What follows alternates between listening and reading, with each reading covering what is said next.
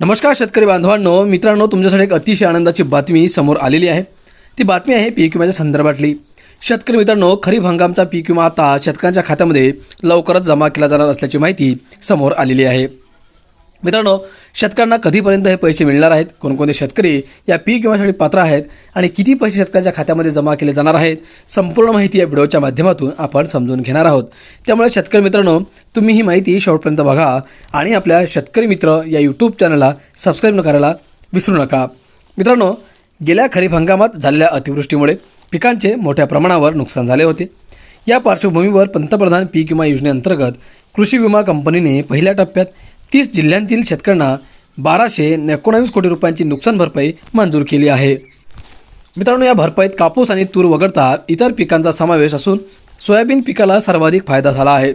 नांदेड जिल्ह्याला सर्वाधिक मदत। मित्रांनो, या भरपाईत सर्वाधिक 813 कोटी रुपये नांदेड जिल्ह्यातील शेतकऱ्यांना मिळाले आहेत। इतर जिल्ह्यांनाही नुकसानाच्या प्रमाणानुसार मदत देण्यात आली आहे। दुसऱ्या टप्प्यात कापूस आणि तूर पिकांसाठीची भरपाई मदत दिली जाणार आहे। अतिवृष्टीमुळे देखील मोठे नुकसान।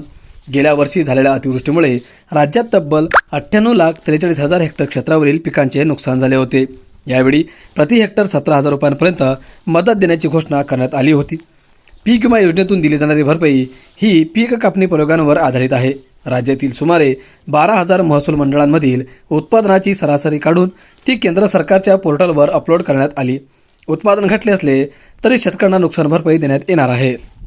मित्रांनो, एकूण 12,000 महसूल मंडळांपैकी सुमारे 7,500 मंडळांची माहिती अंतिम करण्यात आली आहे।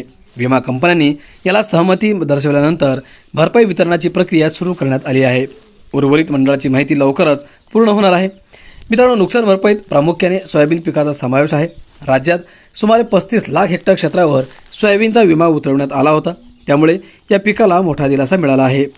नुकसान भरपाईत नांदेडनंतर अहिल्यानगर, हिंगोली, परभणी, गोंदिया, पालघर, नाशिक, वर्धा, सोलापूर, बुलढाणा, सातारा, चंद्रपूर, भंडारा, अमरावती, गडचिरोली, नंदुरबार, जालना, नागपूर, अकोला, सांगली, वाशिम, जळगाव, रायगड, धुळे, पुणे, संभाजीनगर, सिंधुदुर्ग, रत्नागिरी आणि कोल्हापूर या जिल्ह्यांचा समावेश आहे।